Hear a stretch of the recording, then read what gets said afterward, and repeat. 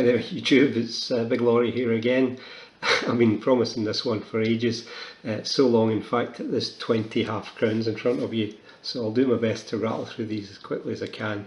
Go and tell Not Sonew to sit down with his coffee and enjoy the next 5 minutes or so, and we'll rattle through these. 3 of them are 925, the rest of them are all just 50%ers, and as I say, I just wanted to rattle through a few of them. These are ones I picked up recently, probably in the 2 or 3 weeks before Christmas and the 2 or 3 weeks afterwards.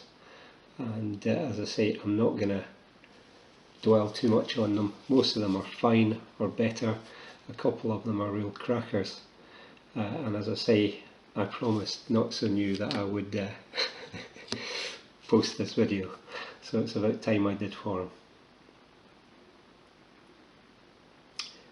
This one you might have already seen. I recognise that little ding in the top there, so my apologies if this is something you've seen already. They're all over the place. I've been trying to figure out some new filing system which just goes to show what a disorganised git I am. They're all over the place, and it doesn't help when you've got about 1 million Scottish shillings scattered all over the place.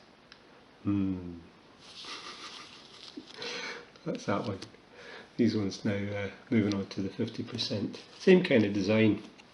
As I say, I've been having this chat with King Coin. I'm sure it was up until 1927 they had this design, and then they switched. So the stuff I posted off to him just today will be, I think, the same 2 designs, or the same design for 2 coins, 1928 and 1936. Or is that Florence? I can't remember. I think I might have sent him a 1921 half crown and a couple of florins that the design changed in after 1927.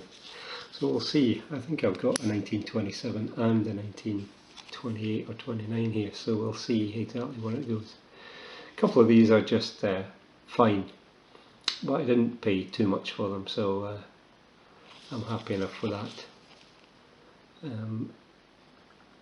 You know, still cracking coins, and I have all of the mintages, and I know which ones are the key dates and all this kind of malarkey, but bugger that, I couldn't be bothered digging this stuff out, on the basis that Not Sonew has asked if I can maybe source a few decent examples for him, and he'll do a trade or something like that, rather than just picking 1 or 2 and sending them over to him.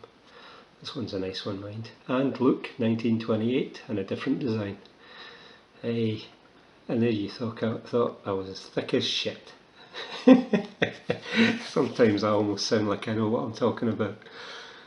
There he is. Yeah, so as I say, I just wanted to quickly rattle through these. I think I'll be probably hanging on to most of these ones, and I've already put out a few feelers for Not Sonew.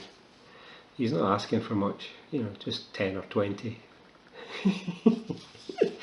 But I'll do what I can and see what we can do.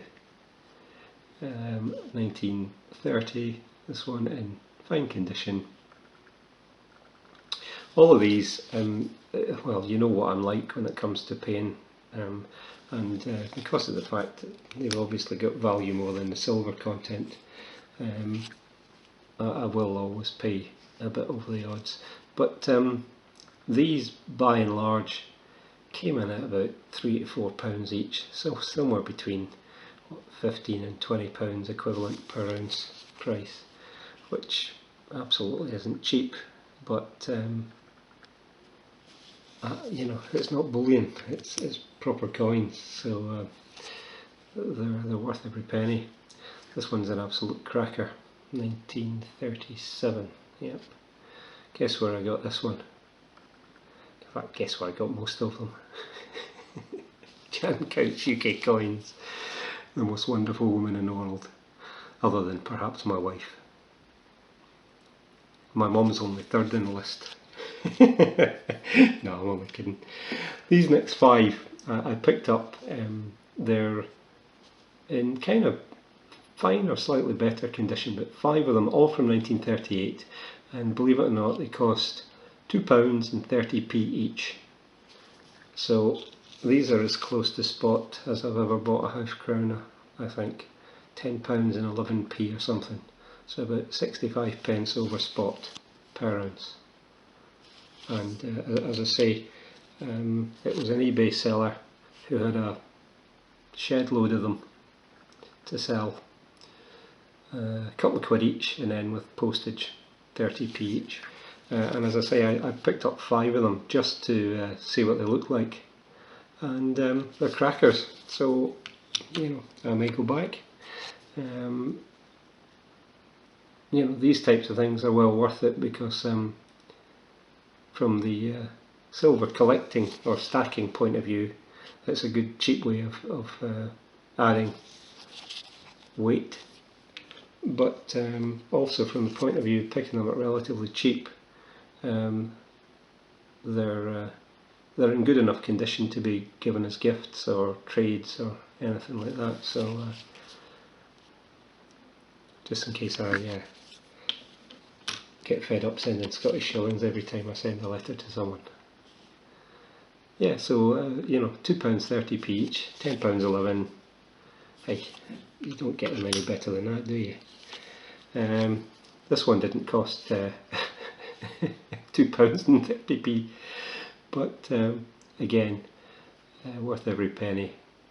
1939, in glorious uncirculated condition, and I just love these. Not as much as the old Scottish shillings, but hey, not far away. 1942, again in almost perfect condition.